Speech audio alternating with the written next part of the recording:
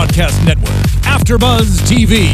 Over 20 million weekly downloads in over 150 countries, and your number one source for after-show entertainment.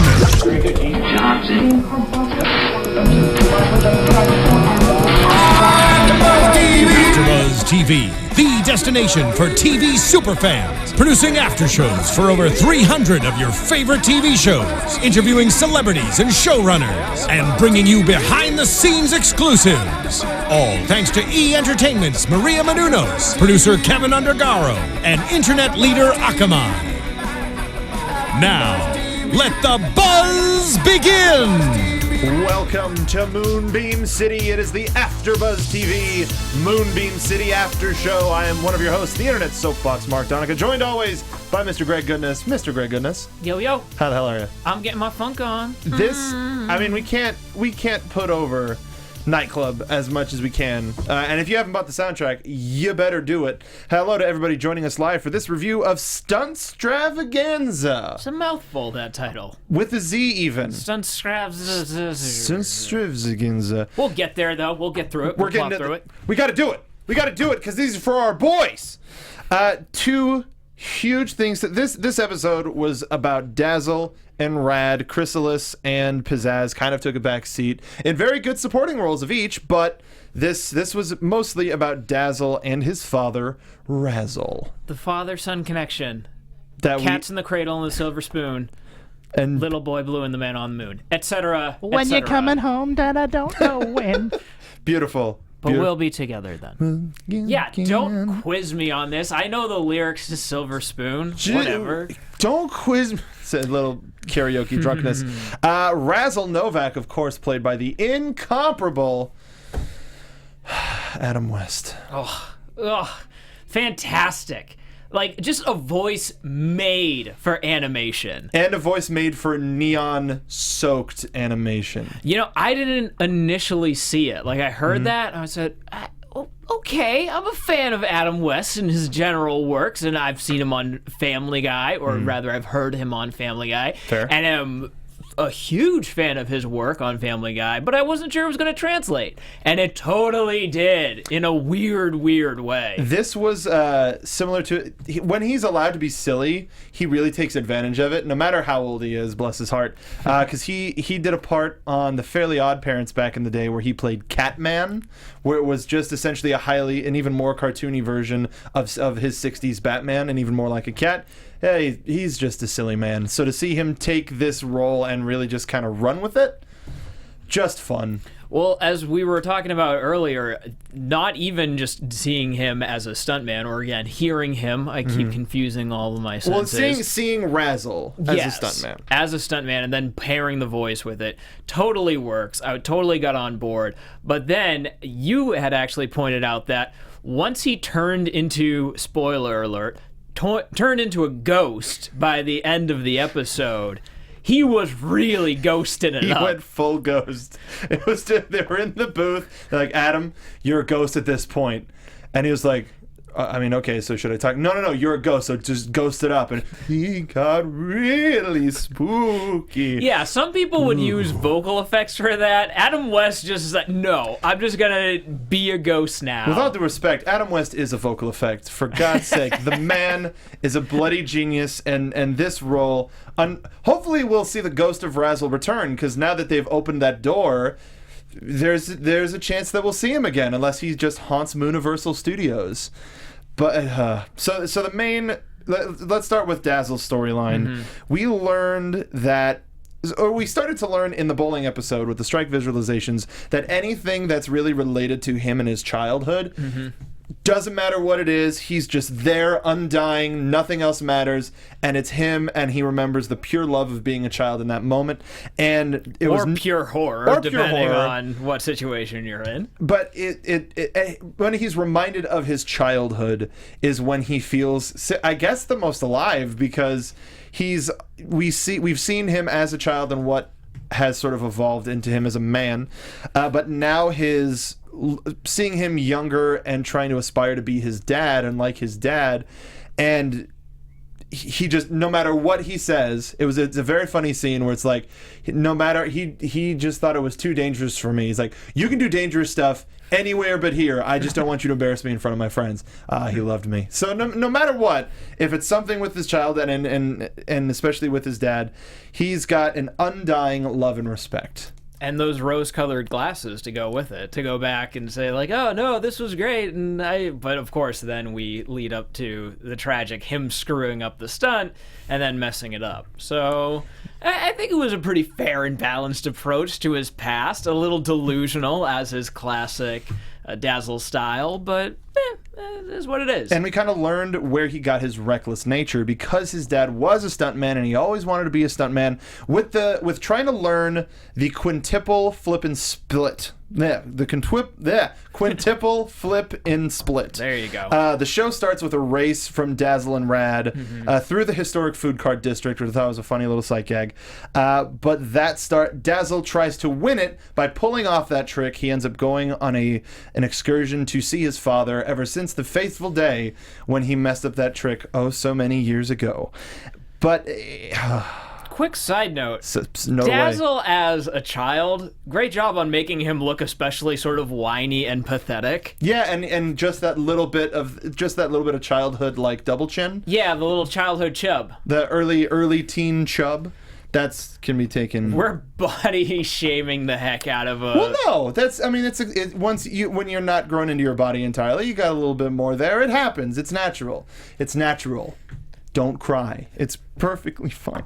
So, in trying to learn this trick, they're at the stuntman bar. Dazzle says, "Dad, you have to teach me the thing." It's like, "No, not the quintuple flip and split. I don't care what criminal you're trying to catch." It's like, "No, it's just because I messed up the trick and I want to get it right so I can get a better parking space."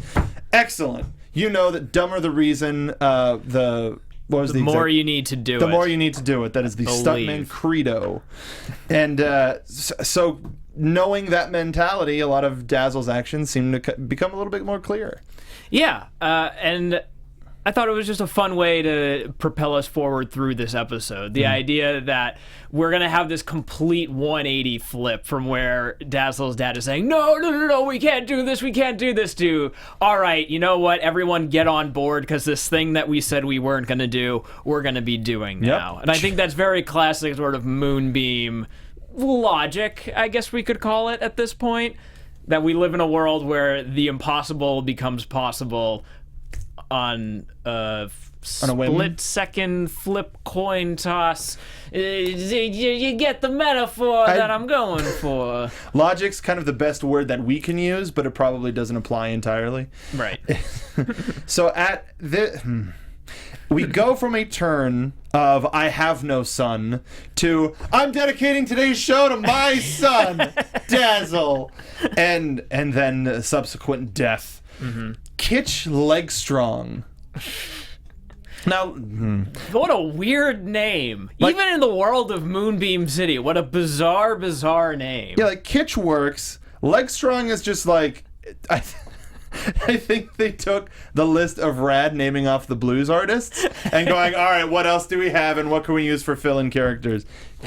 Strong. No, but you know what? As a stunt man, I totally believe it. I believe that in the Moonbeam City world, there is a long lineage of stunt men with the name Legstrong. That'll work. You would have to have strong legs as a stunt man, I would imagine. I haven't performed a lot of stunts in my day, but I would imagine that they require some sort of technical skill, some sort of body training. Legstrong. It works. It does. It works, dang it. You need a strong base and a strong core, and that requires leg strength. You sold me on it. You switched it for me. After... it's so hard that they're Razzle and Dazzle, and then their grandfather's named Frazzle. So talking about them the right way. After Razzle gets seemingly killed... We think it's an accident, but the fire isn't green. It's not that faux ire. It's the fire. The way that they play with language in this is just stupid, but the best kind of stupid. Oh yeah, intelligent stupidity. We get to see Chrysalis go undercover as a stuntman in an excellent reveal sight gag of big muscular body, tiny Chrysalis head with a mustache and a trucker hat. Chrysalis trying to be manly might be one of my new favorite side jokes, or trying to be a man, right? And it worked so wonderfully. Just hearing she went full hog with it. It wasn't like, Dazzle, come on. It was like, nope, this is my job. I have to do it. Talking about murder boners, and she's dedicated to her gig, man. The fact that's that part of what being a cop is going undercover and pretending that you're a stuntman. And the cover being blown and her disguise being ripped off, and she's covered in one giant tape deck and just microphones. At least 50 to 60 microphones all over her body. That was a really funny reveal. I got a laugh out loud moment out of that. And it was just like, this is normal. This is a regular thing. I'm sorry I lied, which is such a Chrysalis line. But not even the delivery was so perfect too. It's that nonchalant delivery that we've seen from different characters where it's I'm sorry I lied. It's so deadpan, so honest. It's the raw brutality of the emotion behind it that gets me.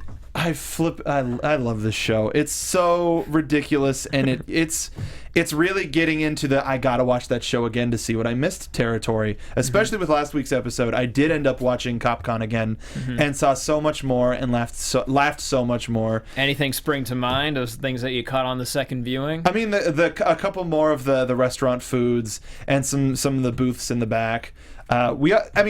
Well, actually, while we're talking about Chrysalis, we did get to see her more in action as a police officer, as opposed to just somebody who works in the back, because they were playing good cop, bad cop, or bad cop, worse cop, and she was really getting into it. Yeah. And then now it's like, no, I'll be the one that goes undercover, though I figured Dazzle is the one that made her do it.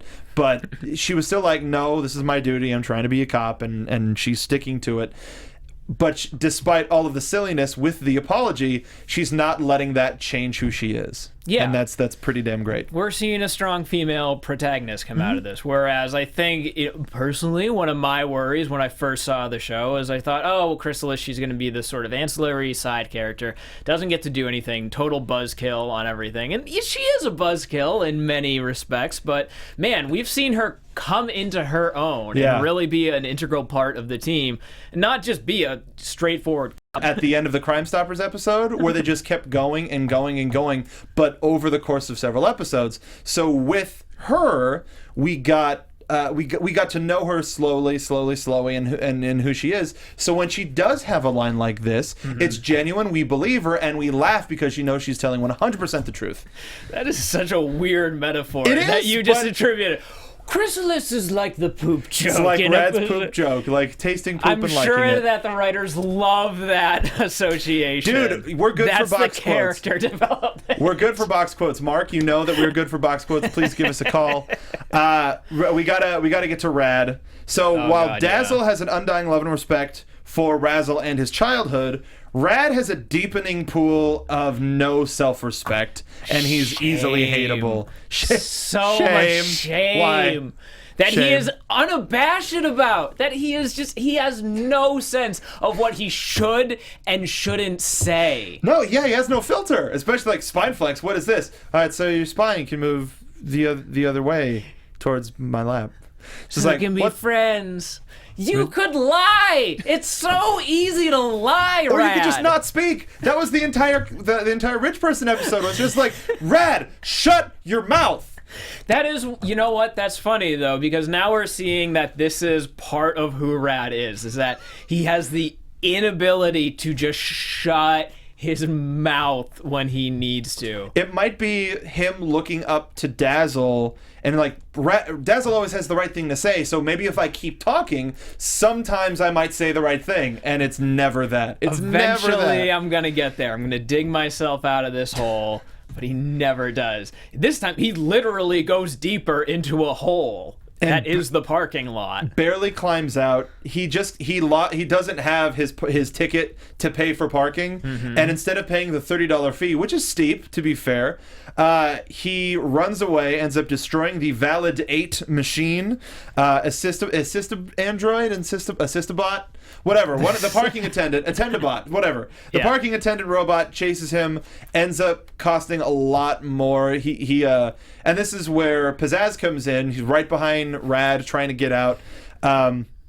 No, don't do that. Nobody's ever come back. You heard him tell him that, right? I did. Whatever. He doesn't. And nobody has any respect for Rad whatsoever. And I don't think he deserves it yet. I'm still waiting for Rad is Sad. We'll get there. We'll definitely get there. Just a quick side note here. The denizens of P174. The weird zombie, tent city.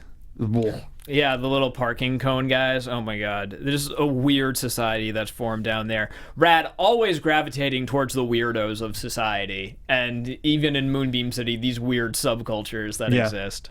Ugh, so strange. Everywhere so creepy. And anywhere.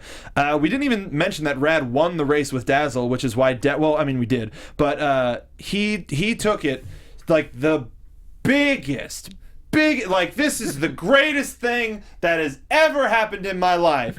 And then when they're trying to get in the elevator, it's like, I'm sorry, there's no room for more than one douchebag on the elevator. Are you calling yourself a douchebag? No, damn it. I did feel bad. We had one win. Rad had one win against Dazzle and immediately falls on his face, and in the later incarnation of walking back to his car, puts his forehead through his own passenger side window. All it takes is 2 steps. Poor Rad, just...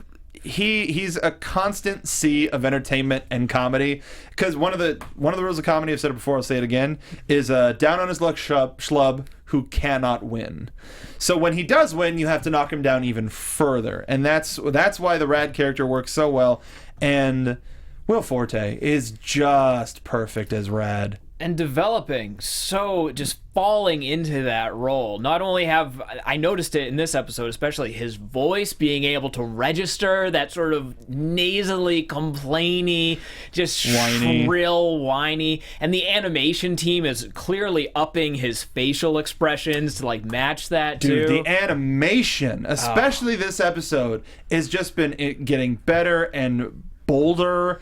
And weirder, definitely. Yeah. The sight gags come quick, but it's super solid. The car split at the end just to knock Kitsch into the wall, come back together, and no evidence of a split whatsoever. That's what we like to call 80 schlock, but it's perfect. Any final words about Stuntstravaganza? God, only sissies touch each other. I don't know why that was weird to me. The R.I.P. thing was a nice touch. Yeah, when it's like gravestones running into the brick wall, and then it cuts to the back. You see 2 gravestones that say R.I.P. They burst through them. Drench Nook is a expression that I feel needs to come splash back. Zone. Yeah. And also, I think there was a Burt Reynolds poster in the background, or a Burt Reynolds billboard in the background of the establishing shot of Razzle's garage. We gotta look back at that. I'd have to look back on it, but there was some... I really want to go back and zoom in and figure out exactly what that billboard was, but it was very weird and very 80s. So Moonbeam City is a show that keeps getting endlessly rewatchable the further you get into the season, and it's just a good show. More people are watching. It's getting picked up. It's getting more popular. And thank you all for joining us. A quick reminder, we are doing a contest. We're giving away a copy of the Moonbeam City soundtrack on a digital basis. So we're doing iTunes reviews. Go to iTunes. We are on iTunes. If you're watching us on YouTube, we are on iTunes. Leave us a review. Write down a review, more than just stars, so that we can see your name. And once we get 10, hopefully before the end of the season, we will give away a copy of the soundtrack. Quick shout out to the people really who have... quick. Ooh, yeah, go for it. No, really quick. Oh, really quick on me. All right. Yes. Really quick shout out to the people who have already done it. TNO821 just saying, fans of Moonbeam City need to listen to this podcast. What? Thank you. We appreciate that. Joe Mama 1969, really, but Good. Also great. Good on you, Joe Mama. Good year. Says, I'm a big fan of AfterBuzz and listen about 20 shows a week. Damn, good on you. But this one is in the top 5. Oh, man. He wants to see more, or she wants to see more of the fire department, which are copies of the Moonbeam City cast. Sizzle. And just throw it out there. Never thought they'd have a discussion about dolphin penises on a show. But we did it! We did it! Nailed it. And a quick note, apparently Paul F. Tompkins was Kitch Legstrong. Oh, very nice. And then Nick Fundy was another background character. Excellent comedian. That'll do it for this episode of the Moonbeam City After Show here on AfterBuzz TV. Mr. Greg Goodness, put yourself over. You can find me on the tweets at Greg Goodness. And also, gonna take my time to say one last really quick shout out to Decao_J for commenting on the YouTube pages. Thank you very much. And thank you for the people who are joining us live. We did have a bit of a conversation. Quick show tonight. Things. We'll be back next week for the last show, at least in this current run, and then there's another break, and then we'll be back again. Please leave your comments, leave us a review on iTunes. You can follow me on Twitter at The Soapbox Mark, doing a whole bunch of stuff here at AfterBuzz at our sister network Popcorn Talk. Follow me there to find out more, and we'll see you at the Moonbeam Bay. From executive producers Maria Menounos, Kevin Undergaro, Phil Svitek, and the entire AfterBuzz TV staff, we would like to thank you for listening to the AfterBuzz TV network. To watch or listen to other after shows and post comments or questions, be sure to visit AfterBuzzTV.com. I'm Sir Richard Wentworth, and this has been a presentation of AfterBuzz TV. I'm sorry. See you later. The views expressed herein are those of the hosts only and do not necessarily reflect the views of AfterBuzz TV or its owners or principals.